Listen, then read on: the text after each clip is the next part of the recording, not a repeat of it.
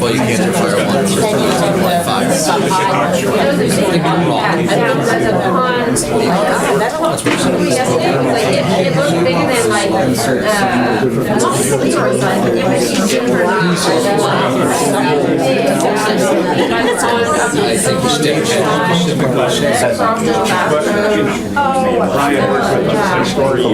was going to come back. Sorry, this doesn't have any pictures. I'm cool for now.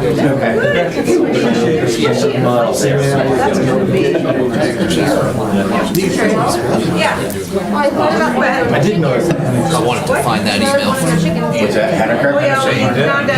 fire structure. Before That's a pretty wounded stuff. We, Sam and Anthony. Hey, good evening, everyone. 5 o'clock. Everybody ready to start? Welcome to the select board meeting for March 18th. I'm Tyler Ward. We have Bill Kennedy and Bill Taylor, fellow select board members here. Nicole McStair, town administrators in the audience to answer every and any question you throw at her. And then Justine Hansen's here taking minutes. We are on air right now, and this will be recorded and available for viewing later. Tonight's agenda, we'll have a presentation from S&P Architecture. Jason LaCombe's here for the biggest project we'll ever see in our lifetimes, the exciting fire station project that many people have worked on for many years. Yeah. So this is exciting to see. We'll discuss an alternate voting location for the ballot session of our town meeting in May, because there'll be a construction zone at the community center. We're going to review the draft warrant that we went over at our last meeting with the budget committee. Bill Taylor wasn't here, and we felt 3 of us should vote whether to recommend or not certain articles as a full board. And then Dori Drachmann wants to be on our committee. And then we have minutes to approve from the joint budget committee and select board. And then their Chief Walker will discuss briefly hazard mitigation plan grant. That's exciting. And then there's also a request from the finance director, Lily Gilligan, also here, no doubt, to expend some trust funds. And then just wanted to give a little update on a follow-up on the end of our meeting last week, or whenever it was. There was a discussion around immigration and supporting people in our community. And so there's a little information about what's happened since then. So with that, welcome. I'm excited to hear about this fire station. Thank you very much. Yeah. So as was mentioned, I'm Jason LaCombe. I'm the principal of S&P Architecture. With me today are my colleagues Anthony and Sam. Seth, well, we had a great, your community is phenomenal. Really, we thoroughly enjoyed working with your community, with all the boards. There were a lot of interested parties, and that level of engagement really, I think, helps make this project more successful. Seth asked us to just do a little wrap up. So tonight is all pretty pictures and animated walkthrough that Sam was kind enough to put together for us, even though I'm the one up here walking everyone through. So I just put the floor plan up here just so everyone can remember. So we are talking new facility, Elm Street on the right, community center on the top, the motor pool building back in here, and then Public Works way in the back. It's separated into multiple zones. You know, the station has administrative procedure, administrative offices. It has residential. It has the apparatus bay. And then there's a little community training, the EOC training room, which is the most public portion of the building. So we laid it all out where it's very efficient, it's highly functional, support the town for the foreseeable future. And we did it in just around 23,000 square feet. So with that, we can just take a quick walk through. So we put some stills together. This is the view from Elm Street. There is a planned memorial area with the flag. There is currently a memorial area at the existing station, so The discussion is to relocate many of those engraved elements into this. So we worked with Ironwood Design Group, the landscape architects, to assemble this design. This is a close-up view of the memorial area. So we haven't shown any of the memorials themselves, but the patio and the pavers and everything. Main entry, so this is standing in the parking lot, drive from between the community center. So this is the primary public entry for the station. We'll just take a quick walk through. Inside the lobby, we integrated the museum into the design, and that museum, which is right on the left, spills out into display cases in the lobby. So we were really trying to take all these artifacts that are historical to the town and put them in really nice, simple display cases that everyone could see. There is a transaction window for admin right here, so if people come in and need to talk to somebody, that's also easy. This is a more detailed view inside the museum. So we've got the glass door with the historic apparatus in front. So this would all be lit and visible from Elm Street as you drive by. View down the administrative wing, so very simple. At the end of the administrative wing is an open work area for the staff, so that presentation isn't going well, so hopefully this will go better. Kitchen area, as I said, there is a residential component, so on the back end of the building, we did residential with open dining area, and you can see the motor pool building right in the back, so orient yourself that way. This is the view from that kitchen. If you turn 180 degrees, you're looking back down. This is past the residential wing, heading towards the apparatus bay. A view inside the apparatus bay. So the apparatus bay is also, square footage and, cost containment as well as function were really the key goals that we were trying to achieve here. So we have spaces for every piece of apparatus that needs to be in conditioned space. And then there are a handful that don't need to be in conditioned space that would be outboard of this. And then there is this one stair that leads up to a mezzanine. There's a mechanical room behind there. So this stair was designed for multifunction. It'll serve access to the mezzanine. It'll also serve as access to the roof, but it's slightly oversized to accommodate training. So whether it's rappelling training or ladder training, so there are tie-offs and connections within this stair to facilitate that for the department. This is a small storage room for EMS supplies, and we actually structured that so you can stand on it and put ladders on it. So again, it was one of the training elements of the facility. And then a view from the rear. So this is from the drive that leads back to the Public Works. You can see there's the kitchen area, there's the residential wing, and then the backside of the apparatus bay. Right on the right here is the access into the decon gear area. So if first responders are coming to the station for a call, so they're not here on duty, they would be coming to a small parking area and entering through that part of the building. And then a little fly around, which you can see that open door, that opens into the museum. This is a little dedication wall. Could be public art, could be dedication, could be numerous things. It's an opportunity. Coming in through the main entry. So there will be some equipment located here in terms of calls, so if people were to show up, they would have access to that. This is the entrance into that EOC training community room. So it's right off the lobby, large enough for the whole department to attend training, high ceilings, it'll be AV, but then it'll also have screens for when it does need to change into an emergency operations center. So this is the admin office, and we're entering down into admin. There's a second transaction window for service. And now we're going to start to run. So this building also houses the IT room that'll function for the whole town as well as town archives in that core center area that we just went through and all that. This connects back to that residential area. So it is somewhat of a circular donut layout, which is very efficient. Gets daylight into all the rooms. This is turning back through the residential wing. Storage closets on the left, bedrooms on the right.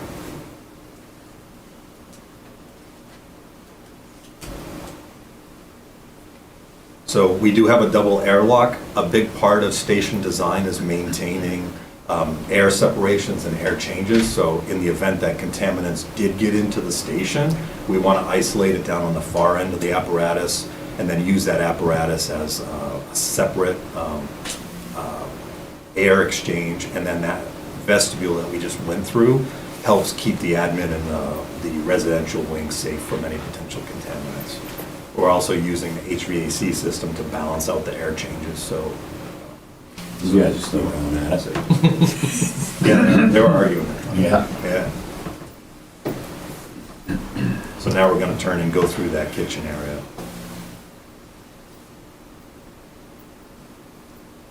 So open kitchen, large enough for the department to gather around the table. It's functional, it's somewhat social, you know, they are gonna be living here, so having that eating area where they can share meals. There's the motor pool. We're not proposing to paint the motor pool white, it was just a placeholder. Coming around that rear apparatus bay, so this is another door into the apparatus across the apron.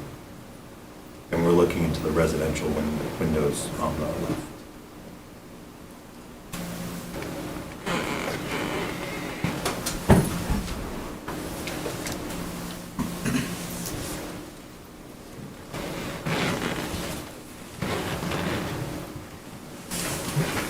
And with that, that concludes the presentation. Awesome. Was Makes it a lot more real. that efficient enough? I love it. That's great. I do have a question that just occurred to me. We're moving all of our IT equipment over to the equipment bay in the fire station. Yep. That's my understanding, yeah. We've designed the room for the town's IT system. But our IT personnel is still going to stay in the administration building. That is correct. Yes. Yeah. It's just a core of computers and The servers and so forth, so they're not wet days. Separate climate control, higher security, larger space, so Right. better than the conditions downstairs. Yes, I would say so. Great. Anybody have any other questions, comments? No exciting new halls? Yeah, that's great. Very exciting. When do we start digging in the ground, Seth? I think the hope currently is late April, early May. Keith from Harvey's here as well. That's where we're on track for right now, but you're going to see a lot of activity starting in the beginning of April on the other two projects. Those are queued up and not ready to go, so. But we got a few more administrative things we have to get done, and then hopefully we'll move in May, very early May. Thank you. Seth McLean, Director of UPW. All right, And assistant town. and Assistant Town Administrator. Made with many hats. So while there's going to be construction over there, you ready to discuss alternate voting session space? Sure. So, as you've alluded to, we're going to have a lot going on up at the campus in the middle of May. We don't expect that we're going to have a roof on the community center come ballot day, so it's really not a good location for us to vote this year. Doesn't rain. We're proposing to move for 1 year, or just this one session, to move voting back into the upper hall, ballot voting back into the upper hall. We'll make as much effort as is possible to advertise the change, the one-time change, and also emphasize that people who have any kind of mobility concern can get an absentee ballot in advance and vote by absentee ballot rather than trying to make the trek up the stairs or hopefully catch that one handicap parking space that's at the back of the building. That makes sense, right? Yeah. I mean, we don't have any other alternatives, do we? Not that I know of. We were thinking about a little bit if there was any other spaces around, and other than closing the school for 1 day, we really couldn't think of any that would be available to us. You'd have to close the whole district, right? We used to vote upstairs all the time, so I don't know if that would be such an issue. just parking, but we don't really have a choice. So long as they're very clear about signage and direction. Precisely. Maybe we could work with local businesses about, parking elsewhere. Yep. Yeah. All right, great.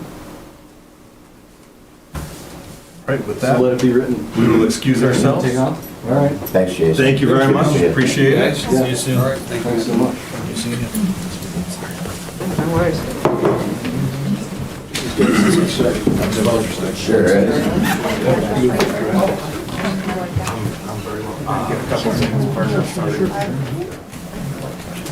Nice to see you. Car flip up. Yeah, I saw that right on this thing. Been a while since I've seen one. What century are we in? Yeah. All right, we're going to discuss the draft warrant up next and probably just go through each article, right? Yes. Here. What you guys seeing? It's gonna be hard movie for you. Give me 1 second. It's hot in here. Because they picked up the person. I'll stay open. You wanna try it out there? We need to keep those doors open. That's one of them.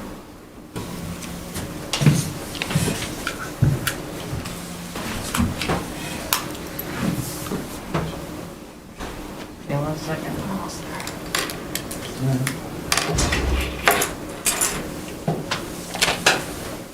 In the meantime, I'll make a motion to approve the minutes as written for, I think there were 3 There were 3 different dates. in the packet. Yeah, one of them, Bill wasn't there. Right. So you, I'm in favor of the ones, I'll second that motion. I'm in favor of the ones that I All right, so we'll affirmative, got that out of the way. said. Knock that one off all around. Can. Lily, is there, maybe we could talk about these expendable trust fund Absolutely. items? Might as well do that.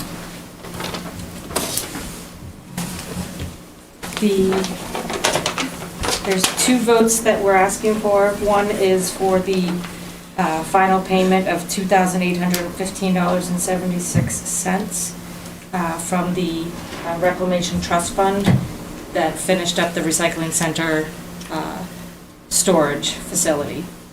We initially cast a vote for for $96,555.12, and then another vote for $3,039.10. There were 2 more bills that came in after that. And then Chief Gennard is requesting to use up to $100,000 from the Police Department Fleet Management Capital Reserve Fund to purchase and outfit the replacement unmarked cruiser. He's going with an EV. That vehicle costs $58,054. The charging station is $699. Outfitting of the cruiser is an additional $15,000 for lights, bars, computers, that sort of thing. And then there are 3 additional cruisers that need computer replacements because of the new software that they are installing in all the machines. The current screens are insufficiently sized. That cost is $22,328. We have $108,000 currently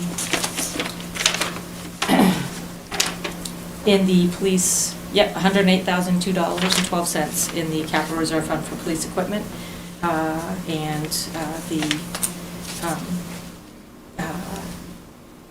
So this is, and they were planned purchases.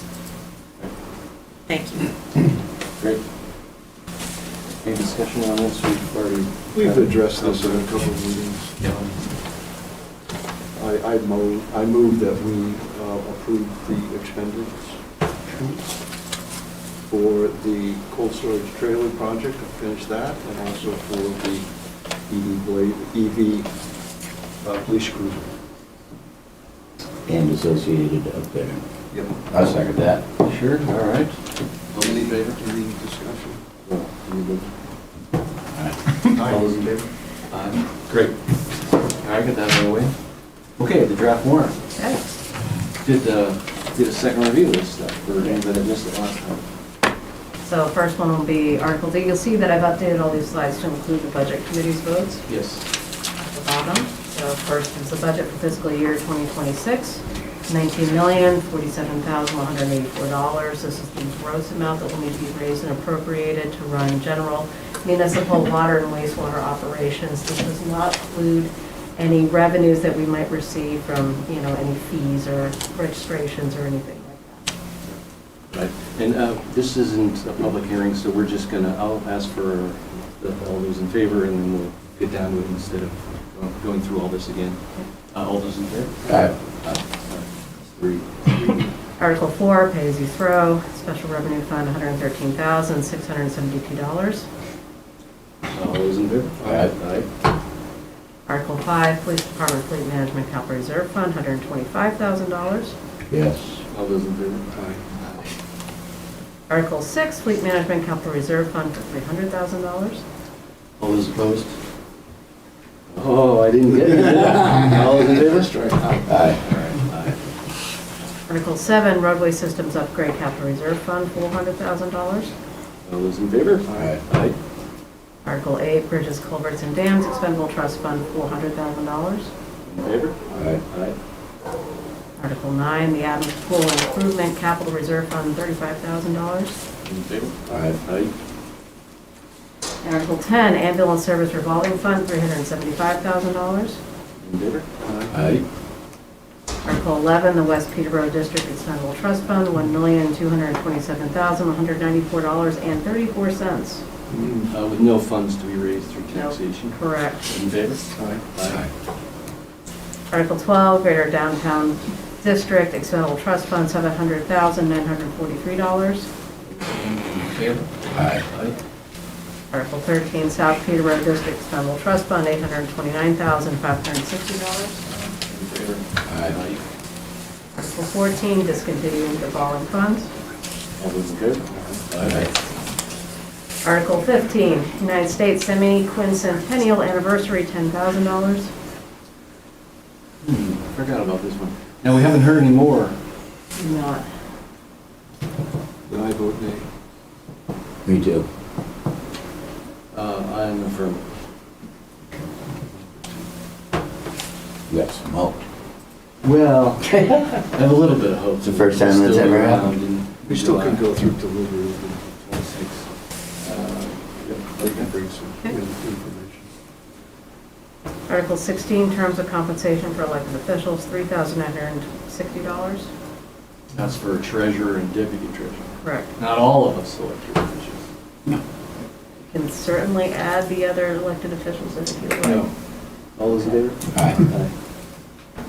Article 17, elderly tax exemption asset limits. So this is somewhat new to you. Right. On Friday, Mary Beth Walker, who is our temporary per diem assessor's agent, this is a temporary position, has agreed to help us bridge between the end of our Corcoran consulting contract. Corcoran no longer exists as an entity, and our next assessing contract, whomever our contract assessor will be. Mary Beth was in on Thursday last week, going through a lot of material and getting prepared for the upcoming revaluation. Her recommendation is to get ahead of the revaluation with adjustments to the elderly tax exemption limits, asset limits. And so, I'm sorry, this is titled incorrectly. It should just be the assessed elderly tax exemption value, should be the title of the warrant article. And then it's just adjusting these. And I sent you her memo. Yes. And it really only affects, let's see, there's 21, 35. Yeah, it's like Households. 35 or 37, something like that. Yeah. Very small. That number. qualifies. Yes, There is currently There qualified. is an income limit and asset limit. Correct. All those things in place. And certainly it hasn't risen in some time. 2018 or 19 was the last time we did A it. little Well, while. it was 19. Going through an assessment already, an assessment coming, so. I think this is perfectly fair. Jeff? All those in favor? Aye. Is that something the budget committee would weigh in on? Or No, it's they just us? don't. Okay. It has nothing to do with the budget, or there's no specific set amount that gets appropriated for that every year. It's just something that is worked into the tax process. Article 18, to discontinue a portion of Bass Road Pike petition. So you'll see from and I included the petition in your packet, there was not a specific warrant article that was being asked for. It was one of a couple of suggested actions. So based on what we had for a request in the past, the town attorney had drafted up this warrant article for consideration, discontinue just a portion of Bass Road. This was his recommendation. But there are some other alternatives that were suggested in that petition. I believe some of the petitioners are here to speak to it, so. Hi. Hi. How are you? Thanks. Anybody in particular like to offer any? I can speak. We moved on Bass Road about 4 years ago, and there's another family that moved, I think, 5 years ago. And before that, I believe there was only 3 or 4 people living on the street, and we now have children. We now have a lot of people walking their dogs up and down, and people cut through at quite extraordinary speeds from the 101 or from the 123. And it feels quite dangerous to us, the situation. Not to mention the accidents, I think, that we have almost gotten into coming onto Bass Road from the 123 when people are trying to come out that way, and the same coming off the 101. I don't know Yeah, if you wanna- coming down 101, there's been some near misses, like, I don't know if you remember the tractor trailer that almost hit a car and went off into the ditch and into the trees to miss the car. So people fly around that, down that hill, and if there's a car stopped to turn onto Bass Road, it can be a dangerous situation. There's been. And especially because when you're heading west on 101, you have to cut across 2 lanes, so people pick up a lot of speed to get out ahead of the traffic. So, and that speed typically continues through Bass Road and has created somewhat of a nuisance given the amount of children, people, dogs on that road.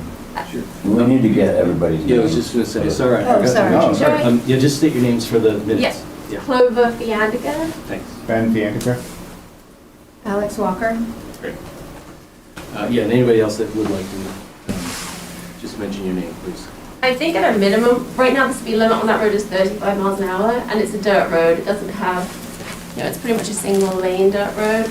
And I haven't personally seen any other roads in town that have a speed limit of 35 on a dirt road. And I saw that the fire chief and the police chief had requested not to close the road, but that they had said that they would be in support of lowering the speed limit. And they had said they would be in support of lowering it to 25. I think that we would actually much rather it be 20, 15 to 20 is, I think, what we would feel safer at. And that's to say if people actually abide by the speed limit, because currently they don't even really abide by the 35 miles an hour. So I'm not sure what would, Slow the traffic Yeah. down. So 25 miles per hour is the lowest we can go in, say, New Hampshire, so. Right. oh, So- okay. So what about that? We had Fire Chief weigh in and Chief Gennard also, Police Chief Gennard also weighed in, and they recommended not to close this road. They did, well, at least not to fully. Right. Chief Sure, wants to speak to that. Ed Walker, the fire chief. So, and I don't have the memo in front of me, I apologize, but when Chief Gennard and I were asked to weigh in on this, our recommendation was not to permanently close the roadway. That roadway, we have used that roadway times to get back and forth between 101 and Wilton Road, between 123 and 101 to shuttle water if we have problems. Also, if for some reason we did have a catastrophic accident, also for the ability just for us to get, as you mentioned, it's a narrow road, Yeah. get apparatus up and down. One of our recommendations would be to have a non-permanent closure. So in other words, don't dump a giant pile of gravel there. Sure. Have a barway so it can be open and maintained completely during the winter as plowed, and also create either a hammerhead or a cul-de-sac at the end of it to allow, whether it's a delivery truck going to your residence or the fire truck or ambulance operating on that roadway, the ability to turn around. Sure. So we have concerns about something that would permanently close that roadway. We want to make sure that for emergencies, we did have the ability to continue to travel through between 101 and 123. Absolutely, I mean, we would certainly not want to hinder the fire Yeah. department. No, but or I the- think your suggestion of a you say Yeah. semi-permanent closure? Yeah, you know, a gate that can be closed, and if we do need to plow it or open it, we can, Exactly. there's actually a town key that we could use for that gate. And that is what this warrant article. Yeah, and that would be perfect, because that would discourage the use of that road, and they would have complete access and solve our problem of being concerns over the speed used on that road. And who would pay for a hammerhead and all those improvements? Most likely the town, since it would still be a town road. In which case, we'd have to encroach on people's private property to, most likely. Well, for the hammerhead, there would certainly be a turnaround point that would have to be constructed. I mean, I think you'd probably be encroaching on one of our properties. I don't know if there's anyone else who has property on that. So this is if you want to take a look at the area, so this is what's described in that warrant article. So there would be, most likely the hammerhead would need to be somewhere right about here at the end of this property line right here. And then there would be another gate right over here, oops, sorry about that, at the 101 side. So let me understand, if we do this, regular traffic on Bass Road would be prohibited. No, that's not quite correct. So this would be a road that would be subject to gates and bars. So it's not closed per se. People would still be able to access it. It's still going to be a public way. But there would be a gate there at either end that would be, essentially, you wouldn't have regular traffic going through there. But you wouldn't be stopping someone from getting to the end of the road, opening the gate, driving through, getting to the other end, opening the gate, driving through. Would there need to be two gates? They can't be, I don't believe they can be locked. It's my understanding they would have to be unlocked. Seth? It cannot be locked. That's They a cannot class be 6 locked. portion of the roadway. It must maintain access. Yeah. You could have a bar going across the road, which would deter, but you can't lock it. And we definitely wouldn't want to lock people out either. So the only thing that we're trying to accomplish is just safety for the people on the road, not in any way to try and ban people from being able to use the road either. If you wanted to put speed bumps in, or, you know, like I think we're open to, What about potholes? well, we have. They keep fixing them. Yeah. They're at the wrong end, though. Boy, you rarely We hear need them on people the complaining about borderline potholes getting fixed. Potholes are great. I do just want to add quickly, when I went around to try and get people to sign the petition, I did have a few people who literally said to me, and my father was there, I like going 50 down Bass Road, why would I sign this? And my dad said to them, you're going to kill her children. And they laughed, and so it is an actual problem that people think they can pull off that freeway and continue to go that speed down the road. And it is an actual, you know, there's another family that have children on that road, and it is an actual fear of ours that something would happen. Okay, so the idea of a bar, I mean, that's gonna make somebody kind of aware of what they're doing if they do pull up. I mean, you know, it's like a secret handshake. If you know there's no lock on it, then people will still go Sure. through there. But it will deter, it'll, you know, Slow them down. it will slow. It will certainly That makes It'll more slow them sense. down. Would there need to be two bars on either end of the discontinued portion?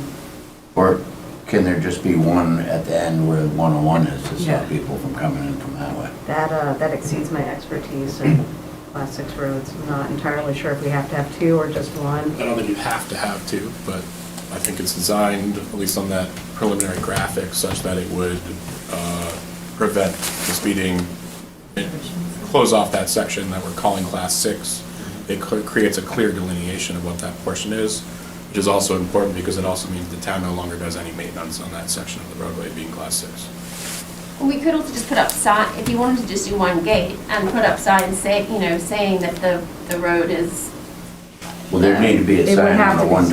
123 end that says this road is closed to Yeah. through traffic. Well, it And, wouldn't be, it would say that is a Class 6 road subject to gates and bars. And that's Okay. what it would say, you know, whether it's on a post or a tree or whatever at this end. It would certainly have to say that. And you would have to have a similar sign at this end notifying people that it's a Class 6 road subject to gates and bars. Would it be possible, do you think, and I don't mean to push our luck here, but to also reduce the speed limit? Because if people are coming through that gate and then still going 35 miles an hour down that road, I don't know if that changes the expense for the town to reduce the speed limit or not, or how that, Well, if there's a bar across the road, I don't think they're gonna be going through anyways. okay.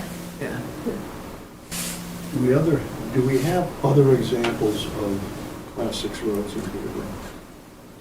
Like this? General Miller Road is Yes, class we six. said the middle section of General Miller Road and Condy Road becomes a class 6. Is there another one, Chief? Carly Road. Carly, am I confusing? Carly also. Carly and Oh, Connie and Carly, both, Carly and yeah. Connie both did. Right, so there's sections of both of Technically, Condy those Road connects to that that. fairly clearly become a class 6 road if you go down those roads. Because the town, as I mentioned, stops maintaining and eventually you're gonna have vegetative growth and the road's not maintained, so over time, you're not gonna have an easy time getting through there, even if you tried to push a bar open and move your vehicle through there. My You can't put a understanding is that shovel. they were designed that way. Excuse me? They were designed that way. They weren't converted. They were designed that way, right? And then it was petitioned that bars be put across them. Was it? Yeah. Yeah. I thought General Miller didn't go through ever. It used to go through, Did it? yeah. What's up, wait, now this changes things, because if it's eventually gonna be reclaimed by vegetation, and it is essentially closing that off, but we just had a discussion about fire and police. Thank you, Tyler. I was just going to, that sort of defeats the purpose It really of, does. you know, losing the maintenance portion of it. However, you can designate it as an emergency lane, which I believe we've done over the last 10 years or so, at which point it allows us to do a minimal amount of maintenance. Just to like make sure plow it apparatus and can get grade through. it or whatever, Sure, yeah. But we can't perform regular maintenance on a class 6 road. You can make it an emergency lane, which in this case you might want to do that. You can do that administratively after the fact, that's not legislative. And then it gives us what we need, at least on paper, to say, okay, this is getting to the point where we need to make it so Even the if it's ambulance can one make way. it through here. Yeah, one way, 6 foot, 8 foot lane. Right. But it also. Is there a problem with just having a bar at the 101 end of it? To I'll stop have to people from research going that, I through? don't know. But we can't put a bar at the 101 end unless you make it a class 6 road. The town would have to vote to make it a class 6 road first before we'd be able to make it subject to gates and bars. It is. Right, but that would be part of this article, right? So that is what this article seeks to do. So it makes this portion a class 6 road, takes it from a class 5 highway to a class 6 highway, subject to gates and bars. And then, as written, that would then allow the town to determine the speed limit, make an emergency lane, and also a maintenance plan. So the speed limit is a separate, that would be a separate action by the select board after the police chief has made a recommendation following a traffic study of some kind. So that's separate, that's an amendment to the town code book. And then, What kind of traffic studies are gonna be there? it certainly does reduce that. But there is some minimal requirements the state has you go through before you can reduce a speed limit down to 25. Right, and I recall doing that on other roads. We did, yeah. And then for the emergency lane, again, it's another public hearing. We did one in 2008 or 9. I forget when exactly. Were you here yet, Chief? Or that was before you? So we did that for I was still in from- kindergarten in 2009. Oh, okay, that's fair. Well, you've done well. We did it for Rock Farm Road and Legacy Lane, so it was quite a while ago. It might have been as late as 2010 or 11. We did a bunch of work a few years ago on a certain road in town that I won't mention, and because the residents got a group together and complained about speeding, and we went through a series of, meetings at people's houses and brought the police chief in and did all traffic studies. And it turned out that 80% of the people that were pulled over on that road actually lived on that road. So. Yeah, it's a little concerning to me that we haven't done any traffic study in this road, that we want to jump right into this class 6 situation without actually doing any kind of study. Now, I'm fully behind lowering the speed limit on the road and maybe even stricter adherence to it, but My understanding, and I mean, this is anecdotal, but I've heard it from many people, that people are regularly seen speeding at excessively high rates on that road. So it's not, having done a formal study, no, we haven't. why would people be speeding on that road in particular? Because It's the a cut, cut through. the shortcut It's a from shortcut. 101. Well, it's like High Street's a shortcut through town too. But coming down the hill, No, that's, they're coming heading really west fast. on 101, they come flying down that hill, and you're going downhill, and they just keep going, and it is, I mean, I've I've personally like done it. screamed at I people. When there's my neighbor who has a teenage daughter who was running along the road, and there's no sidewalk, right? It's a dirt road. She was on a run, and a car came, missed her. We were there. I screamed at them. Did nothing. They just like kept going. And my name is Kitty Cloud, and I am the oldest resident of Bass Road, and I daily walk my dogs up and down the road, and many times have had to jump into the ditch because these trucks come barreling through, and you cannot stop on a gravel road with any degree of safety or precision. So it can be,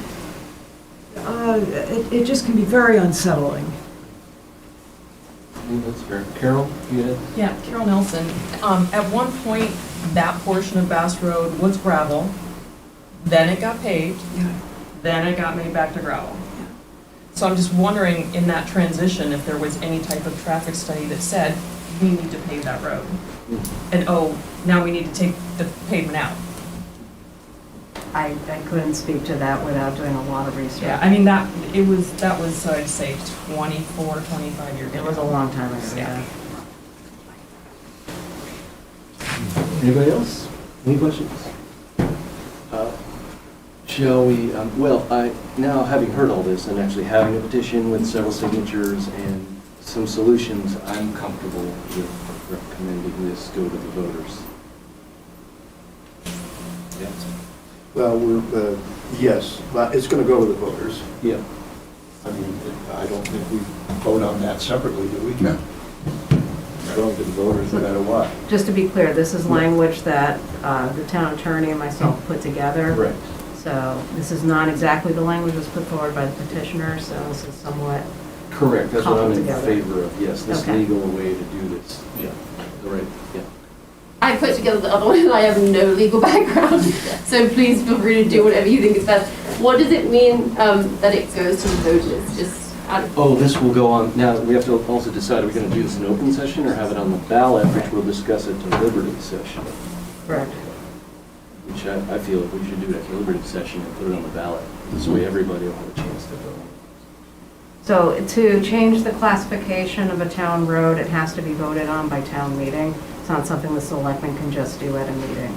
So it has to go onto the ballot and the entire population have the opportunity to vote on it. Can I just ask what the benefit for anyone who doesn't live on that road would be to closing that road? That's a good question. Can't imagine. So then you don't have much chance of actually getting anywhere. Well, that's where deliberative session comes in, and you can really make your case, and, we'll hear from,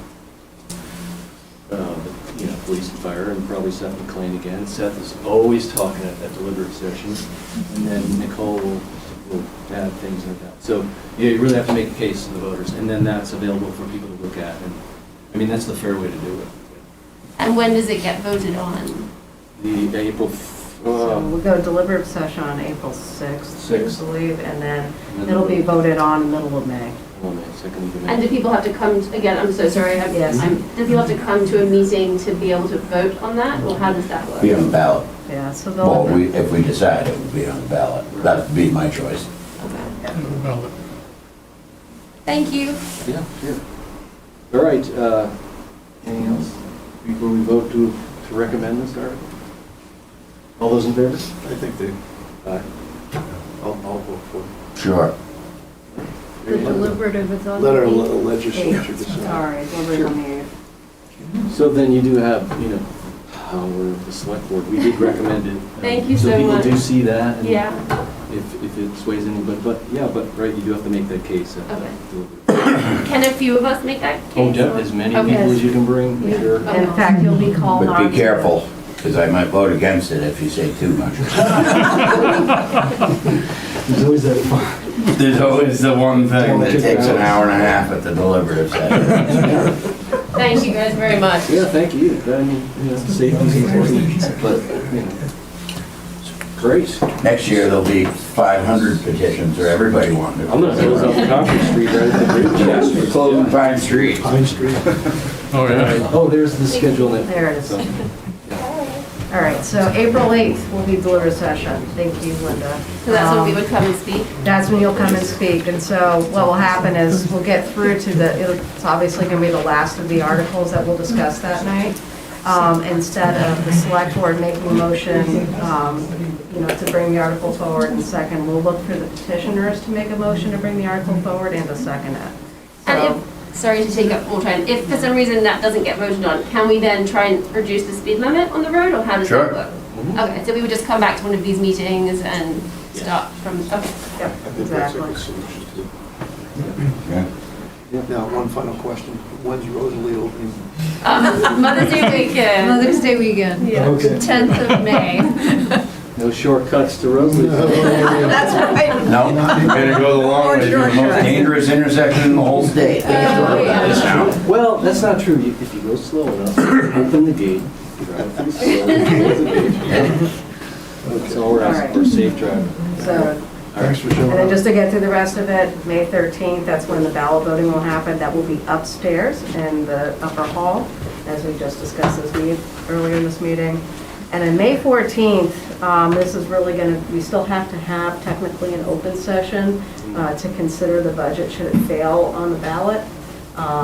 But I am sure that we have put forward a solid, tight budget, and it will pass. Since we're having construction going on, Yes. can we meet at the posted meeting? Be the designated. Immediately afterwards. Okay. They hate to have to turn all the lights on. 1 minute meeting. Okay, well, great. So do we need to say something about, we want that on the ballot officially? I think you already said it, but if you want to Yeah, say it but I don't know if we again. voted or anything. We did, all in favor. I recommend. Okay. And then Thank also you very much. Thanks. Yeah. Make the case. Yeah, I think so. Yeah. And do we want to go through the articles one more time to pick motions and seconds on the rest of the articles, or do you want me to just do an email? You to can all? just- Yeah, let's do it. Okay, that's fine. Right, and then one more item, we have that grant for the hazard mitigation. Eventually approved. Thank you again. Yeah, thanks everyone. Go make dinner for children, so. Thanks a lot. I'm being outrun.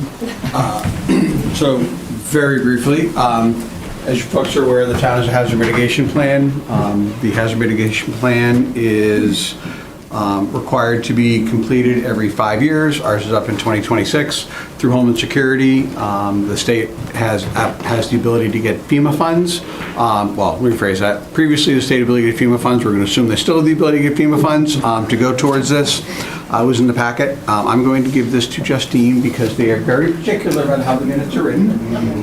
So my request is for the select, and actually you could share this with one of the board members. I think it was in the packet. It's in the packet. There's a very specific way the motion is to be made. And what that would do is that would allow us to accept the grant fund. The total dollar amount of the grant is $12,150. The town is a 25% match, which works out to $3,037.50. However, we are allowed to do a soft match. In the past with the same grant, we've used the hourly rate of the town employees that are involved. So it's police, fire, DPW, planning, Fosh is involved, usually Tim Hurley, he's involved in some of it, and volunteers will bring members of planning and zoning, master plan in, so there's a set rate for volunteers also. So we haven't actually had to expend any true dollars out of our budget, we've done it all as a soft match. So my request would be to allow the town to enter in the grant and authorize me to be the signer of the grant for that. So moved. Do we need to read that actual? Yes, somebody would need to make the motion as that is there. I'll handle this. The select board in a majority vote accepted the terms of the Building Resilient Infrastructure and Communities, ERIC, as presented in the amount of $9,112.50 for updating a local hazard mitigation plan. Furthermore, The board acknowledges that the total cost of this project would be $12,150, in which the town will be responsible for a 25% match for $3,037.50. With the authorization. And authorize me. Chief Walker signature. And authorizing chief. I'll second that. Anybody against this, wants to stop this in its tracks? All those in favor? Aye. Yeah. Aye. Go collect. No more safety. Before. Thank you, and then, when you get around to it, that's the authorization you have to sign and have notarized and stuff. But, All right. Great. Told you it'd be quick. Okay, It's just you. all right. Yeah, it is just you. Now, and then that was the end of our agenda, but at our last meeting, at the end of the budget committee, a few members of the community spoke up concern for our community and immigrants that may be in our community, and so it was quite a discussion, and out of that came several other smaller discussions of people that were willing to get involved and help support this community and you know, our neighbors. And so I just wanted to mention that the Economic Development Authority, along with Danica Malone, our planner, has coordinated with the people that run the community conversations at Bass Hall, the Nanack Center, and the Ledger Transcript for a community conversations topic of discussion around immigration in our area to be held in April on the 23rd, I think it is. And Mary Villaire Kaplan's here, who was part of that discussion. Do you want to add any more to that to encourage people to be involved? Or? No, thank you for letting us speak, because we weren't quite sure if more people would be here expressing more concern, but the community conversation will be on April 23rd. It's called Immigration in the Nadnock Area Today. And we're really working hard, the group is working hard to be sure it's a conversation versus a lecture, though there will be people there who come in with actual knowledge. You know, we will have an immigrant attorney there, so if there's someone who has a legal question, it's not one of us answering what we thinking it, so it's that kind of thing. And that we will have 3 conversation starters, one person who knows sort of the lay of the land of immigration issues. We actually have a commitment from a person who's an immigrant in our community from Venezuela, who has temporary protective status, which from Venezuela, which they have been threatened to remove these 700,000 people. And so she's willing to talk about what this is like. She works in our community, she lives in our community, and she's willing to speak if she's still here. And then we've also been talking to Peter Leishman about coming and speaking from the perspective of what's going on at the state level, because there are many bills around this issue and conversation and directive, and we thought that was a good perspective. But these would be conversation starters with the opportunity for people to talk. So we encourage, we're trying to structure this so that it's open for people who have questions and who also have different perspectives, which is always challenging. So we hope that you will encourage that. Meanwhile, I would like to give the opportunity to say that there's been a group in this community working on these issues since January.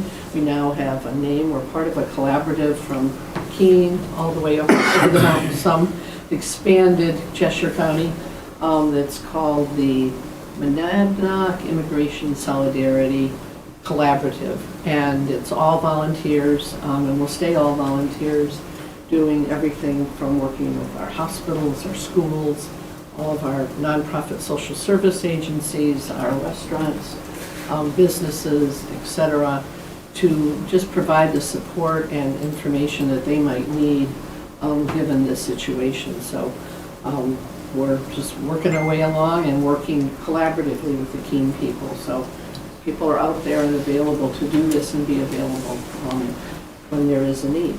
And we're very proud of this community for the work that they have done, and very proud of how they've responded to situations already, and are welcoming and supporting of those who live here, everyone who lives here. So thank you. Yeah, thanks, Mary. And I'm answering any questions or talk afterwards if anybody has them. That's great. I have to say, when that came up at the last meeting, I didn't know what really we could do. I just felt, I don't know, I I felt overwhelmed. I didn't know what to do. And it's really heartwarming to know that there are caring people in this community and the region that are going to work towards, just caring for other people, right? Okay, so thank you for that. I should also mention that the EDA has a project that Dewey Clark is spearheading it to have conversation with the school and what kind of preparations they're making or if they do get rated at the school for any reason. So he has a meeting scheduled with the superintendent on Friday, but we'll see how that comes out. But the Who is that, please? Dewey Clark. Okay, because we have worked with the schools, we have for the past month. Okay, good. Good news is they have plans for all this, we're working targeted the schools and all of the schools in the Conval Okay. area, Yeah. and plan to work broader, but they do have plans and have thought about it and have an internal plan. But that's the more that people that can help them, the Well, better. Dewey will get that information and then pass it along to the EDA because they are kind of spearheading our effort in this regard from the town's perspective. Thank you. Great. One more thing I almost forgot. I would make a motion to appoint Dori Drachmann to the Community Power Community Program. I got some real issues with that. I'll second. All those in favor? Aye. Aye. Go ahead and try and tell her, say now. Well, Yeah. Another it volunteer. was when they That's great. turned into a committee that they had to redo everything, Yeah. and that fell through the cracks. Okay. Anything else? That's it. All right, thank you, everyone. Motion to adjourn. So we adjourn. All in favor?